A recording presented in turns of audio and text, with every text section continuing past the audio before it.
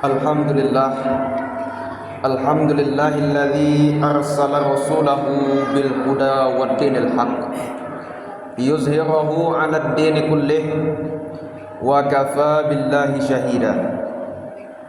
Ashhadu an la ilaha illallah wahdahu la syarika lah wa ashhadu anna Muhammadan 'abduhu wa rasuluh la nabiyya ba'd.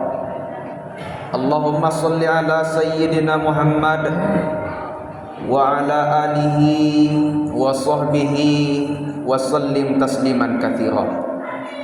Fa ya ibadallah, usi nafsi wa iyyakum bitaqwallah faqad fazal muttaqun. Qala Allah ta'ala, a'udzu billahi minasy syaithanir rajim. Ya ayyuhalladzina amanu taqullaha haqqa tuqatih wa la tamutunna illa wa antum muslimun. Wa qala aidan fi ayatin ukhra, ya ayyuhalladzina amanu taqullaha wa qulu qawlan sadida yuslih lakum a'malakum wa yaghfir lakum dhunubakum wa may yuti'illaha wa rasulahu faqad faza fawzan 'azima. Hadirin sidang salat Jumat yang berbahagia, pada siang yang cerah ini tidak ada kata yang pantas kita ucapkan melainkan ungkapan rasa syukur kita kehadirat Allah Subhanahu wa taala, karena limpahan rahmat nikmatnya lah nikmat sehat, nikmat iman, nikmat keadaan, sehingga kita bisa menjawab panggilannya. Ya ayyuhallazina amanu iza nudiya lis-salati min yaumil jumu'ah fas'au ila dzikrillahi wa zarul bai' dzalikum khairul lakum in kuntum ta'lamun. Karena betapa banyak kita lihat di internet sana saudara-saudara kita yang berada di Sumbar, di Sumatera Utara, di Aceh, mereka sedang ditimpa musibah banjir, longsor, erupsi Gunung Merapi, sehingga mereka tidak dapat melaksanakan ibadah Jumat ini. Ada mereka yang kehilangan rumahnya, ada yang mereka kehilangan harta bendanya, dan tidak sedikit pula mereka yang kehilangan anggota keluarganya, kehilangan anak kehilangan orang tua kehilangan anak, kehilangan saudara. Akan tetapi kita yang berada di sini, kita masih bisa merasakan nikmatnya Islam. Hadirin sidang salat Jumat yang berbahagia, setiap khatib yang naik atas mimbar ini tidak lupa dan tidak pula bosan-bosannya mengingatkan akan ketakwaan. Takwa dalam artian yang sesungguhnya meninggalkan segala yang dilarang dan melaksanakan segala yang diperintahkan. Wa tazawwadu fa inna khairaz zadit taqwa, dan persiapkanlah bekal karena sebaik-baiknya bekal adalah ketakwaan.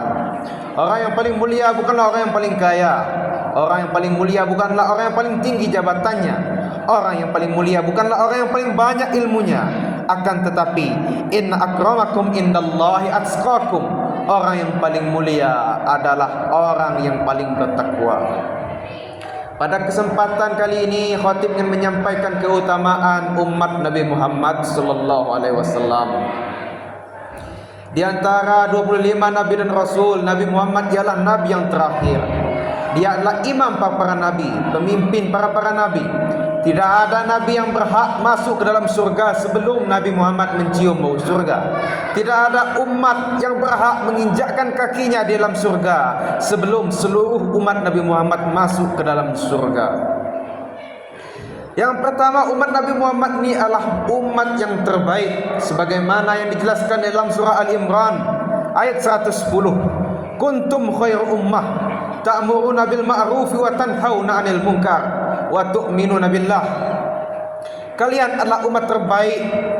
Mengapa kita disebut dengan umat yang terbaik? Kuntum khairu ummah ta'muruna bil ma'ruf wa tanhauna 'anil munkar. Karena kita bisa melaksanakan yang namanya amar ma'ruf dan nahi munkar. Apa itu? Memerintahkan kepada yang ma'ruf dan mencegah daripada yang munkar. Iza ra'a minkum munkaran falyughayyirhu biyadihi fa illam yastati biyadihi fa bilisanih fa illam yastati bilisanih fa biqalbih zalika adaful iman. Jika kita melihat suatu kemungkaran, hendaklah kita mengubahnya dengan tangan. Jika tidak bisa dengan tangan, maka dengan lisan. Jika tidak dengan lisan, maka dengan hati. Dan itu adalah selemah-lemahnya iman. Jika kita melihat suatu kemungkaran, ada orang yang berjudi, meminum minuman keras, hendaknya kita menegur. Kalau tidak bisa dengan tangan, hendaknya dengan lisan. Karena berdakwah bukanlah tugas ustaz, berdakwah bukanlah tugas ulama, akan tetapi berdakwahlah tugas kita semua. Ud'u ila sabili rabbik bil hikmah wa mau'izatil hasanah wajadilhum billati ahsan. Ayat itu menjelaskan bahwasanya kita semua wajib berdakwah. Ud'u ila sabili rabbik. Situ adanya fi'il amr. Fi'il amr berarti itu perintah, diwajibkan. Kita diwajibkan untuk berdakwah. Jika kita melihat suatu kemungkaran, hendaknya kita mencegah daripadanya. Wa tu'minuna billah, kalian disebut dengan umat terbaik karena kalian beriman kepada Allah. Apa itu iman? Iman ialah tasdiqu bil qalbi wa iqraru bil lisan wal amalu bil arkan. Percaya di dalam hati, lalu diikrarkan dengan lisan, dan lalu pengamalan terhadap apa yang telah diwajibkan. Kita ialah umat terbaik. Lalu yang kedua ialah umat Nabi Muhammad, satu-satunya umat yang akan mendapat syafaat oleh Nabi Muhammad sallallahu alaihi wasallam. Setiap-tiap nabi mereka mempunyai doa yang pasti akan diijabah. Likulli nabiyyin da'watun mustajabatun fata'ajjala kulli nabiyyin da'watahu wa inni ikhtaba'tu da'wati li ummati yaumal qiyamah syafa'ah li ummati. Dan setiap-tiap nabi mereka mempunyai satu doa yang mana doa itu pasti akan diijabah. Lalu setiap nabi mereka menyegerakan, mereka langsung berdoa untuk umat mereka. Akan tetapi saya simpan doa saya ini untuk syafaat bagi umat-umatku di akhirat kelak. Nabi Muhammad SAW diberikan pilihan, khuyyirtu baina syafa'ah wa nisfu ummati dakhalal jannah fakhtartu syafa'ah. Aku diberikan dua pilihan, antara setengah dari umatku masuk surga semuanya atau diberi syafaat, maka aku lebih memilih memberi syafaat. Jikalau Nabi memilih setengah umatnya masuk ke dalam surga, maka tidak adillah bagi setengah lagi. Sekarang umat Islam yang ada di dunia ini lebih kurang 200 miliar. Itu baru yang sekarang, apalagi yang sebelum-belumnya. Jikalau 200 miliar berarti setengah dari itu wajib masuk surga, pasti masuk surga. Tapi yang lain tidak ada jaminan surga bagi mereka. Tapi Nabi tidak memilih itu. Nabi lebih memilih syafaat, karena syafaat bisa dibagi rata terhadap umat-umatnya. Dan orang yang mendapat syafaat dijelaskan juga, sab'atun yuzilluhumullah yauma la zilla illa zilluh, syabun imamun adil wa syabun nasya'a fi ibadatillah wa rajulu qalbuhu mu'allaqun bil masajid wa rajulani tahabba fillah tafarraqa ilaihi wa ijtama'a ilaihi wa rajulu iza da'athu imra'atan zata mansibin wa jamalin farafado faqala inni akhafullah wa rajulu tasaddaqa bi sadaqatin fa akhfaha hatta la ta'lamu shimaluhu ma anfaqa yaminuhu wal akhir wa rajulu zukirallah fa fadat ainahu min khasyatih. 7 golongan yang akan mendapat naungan pada hari yang tidak ada naungan kecuali naungan dari Allah. Yang pertama ialah imamun adil, pemimpin yang adil. Yang kedua, syabun nasya'a fi ibadatillah, seorang pemuda yang tumbuh dalam penuh ketaatan kepada Allah.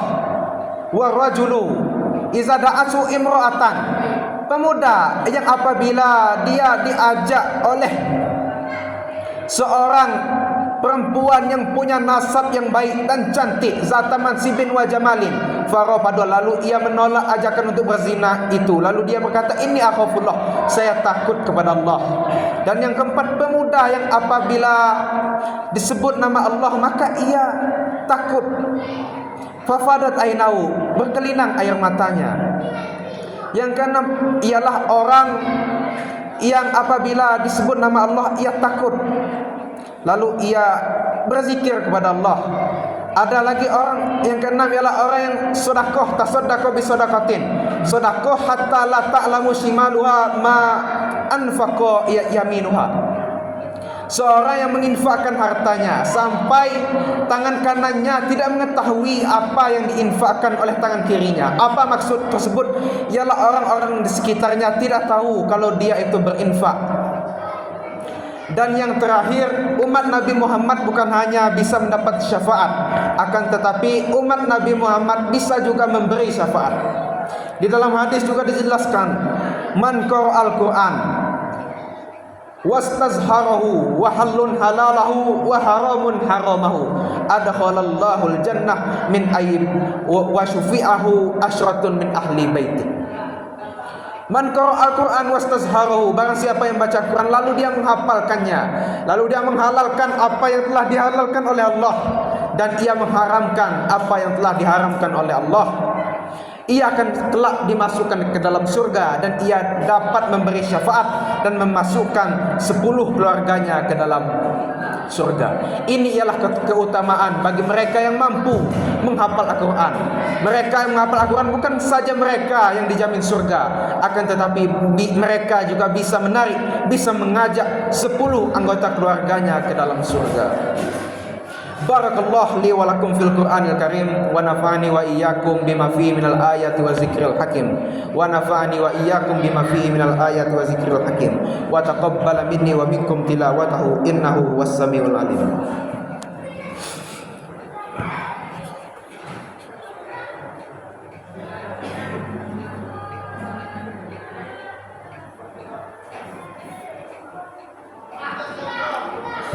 Innal hamdalillah nahmaduhu